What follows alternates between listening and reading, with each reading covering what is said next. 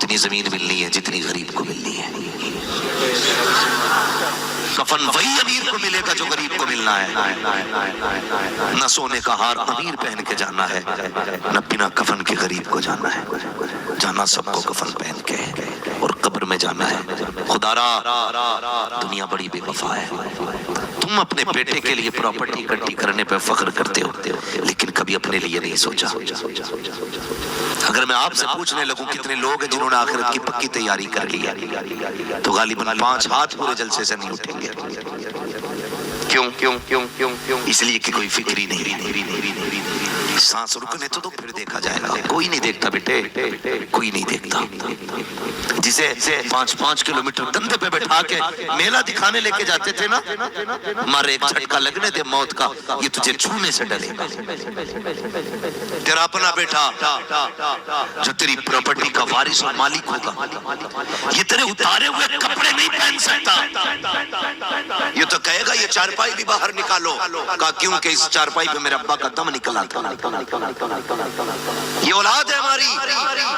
اور وہ یار جو تیرے منہ کا لقمہ چھین کے کھا جاتے تھے، تیری زندگی میں تیرا دودھ چاٹ لیتے تھے، آج تیرے مرنے کے بعد تجھے غسل دینے نہیں آئیں گے.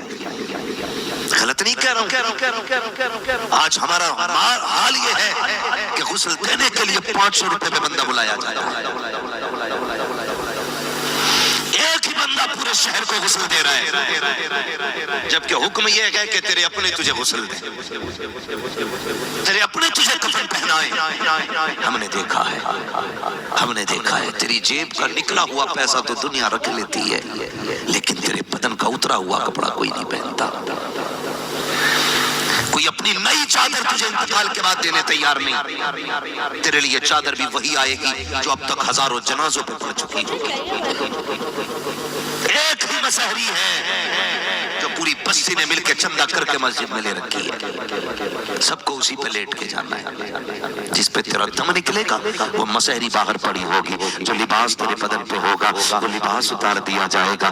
کس کے لیے تو نے ان سے محبت کی تھی؟ کس کے لیے تو نے ان سے پیار کیا تھا؟ مجھے بتا تو صحیح. تو نے اس رسول سے منہ موڑ لیا. ان کے لیے جو تیرے مرنے کے بعد تجھے ہاتھ نہیں لگا سکتے، ان کے لیے جو تیرے اترے ہوئے کپڑوں سے ڈھل کریں گے، ان کے لیے مصطفیٰ سے رشتہ توڑا، جو تیری دم نکلی والی چارپائی کو باہر پھینکیں گے. خدا کی قسم یہ بے وفا دنیا ہے، یہ کبھی کسی کی لگی ہوئی ہے. اگر پیار کرنا ہے تو اس سے کرو جو زندگی میں بھی کام آیا کرتا ہے، قبر میں بھی کام آیا کرتا ہے. اور بریلی کے امام نے کہا تھا آج لے ان کی پناہ، آج مدد مانگ ان سے، کل نہ مانیں گے قیامت میں اگر مان گیا.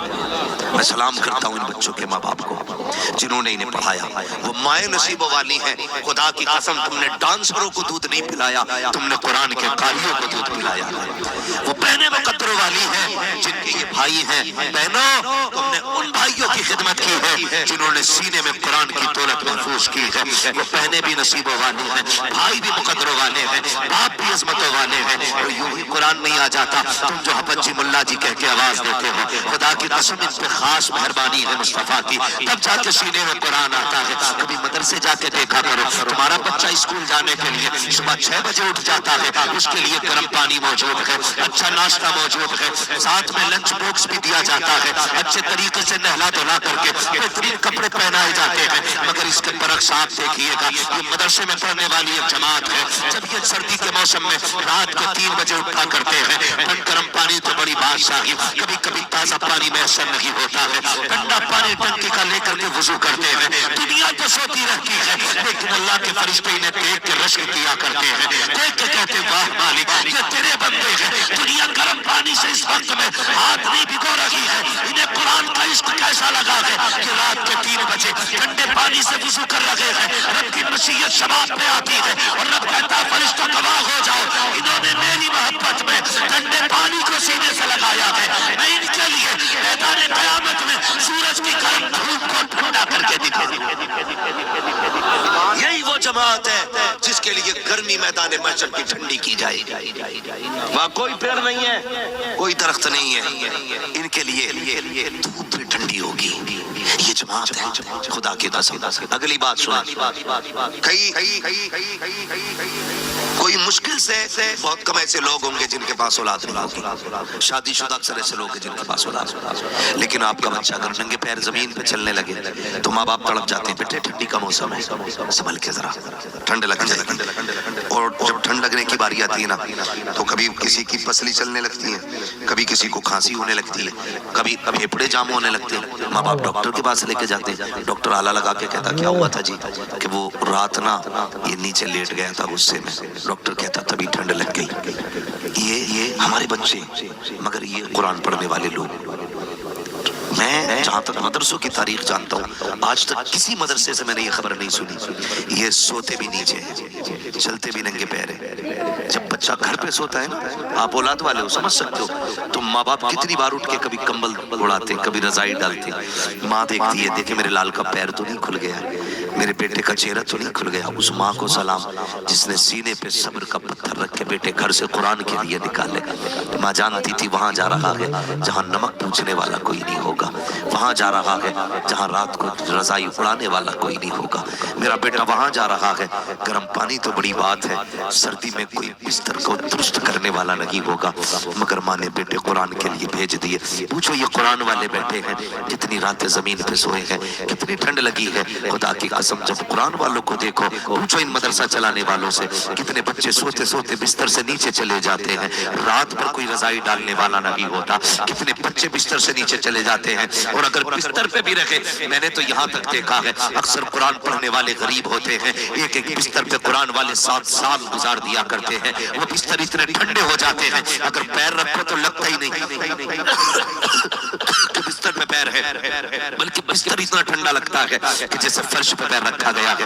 اسی بستر پہ زندگی گزارنے والی جماعت, اسی بستر پہ وقت گزارنے والی جماعت, لیکن کبھی اس کو سردی نہیں لگی, سردی نہیں لگی. تمہارا بیٹا ایک دن زمین پہ پیر رکھتے تو اس کو ٹھنڈ لگ جاتی ہے, مگر یہ قرآن والے لوگ پورا مہینہ فرش پہ گزار دیتے ہیں, ننگے پیر چلتے ہیں, ٹھنڈے پانی سے وضو کرتے ہیں, سوتے ہوئے بستر سے اتر جاتے ہیں. انہیں سردی کیوں نہیں لگتی ہے؟ تو سنیے گا, شاید آپ کے ذہن میں بات نہ آئے تو میں بتا دوں, جب تک بچے گھر پہ رہتے ہیں ماں باپ حفاظت کرتے ہیں, جب مدرسے آ جاتے ہیں تو مدینے والے رسول پاک حفاظت کیا کرتے ہیں.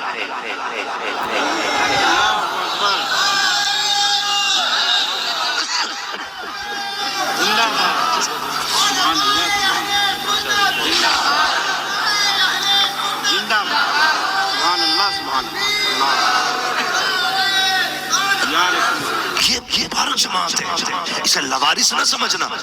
یہ مصطفیٰ کی نظروں میں رہتی ہے, اور جس پہ حضور کی نظر پڑ جائے, خدا کی قسم پوری دنیا مل کر کے اسے نہیں مٹا سکتی ہے, نہیں مٹا سکتی ہے. بریلی کے امام نے تو اور ہٹ کے بھی بات کہی تھی, انہوں نے کہا تھا کیا ادب ہے جس پہ حمایت کا حکم جا تیرا. ہاں, یہ ان کے بیٹے کے بارے میں کہا, کیا ادب ہے جس پہ حمایت کا حکم میں لاتا نہیں کتا تیرا. یار اگر بیٹے کی حمایت ایسی ہے تو پھر خود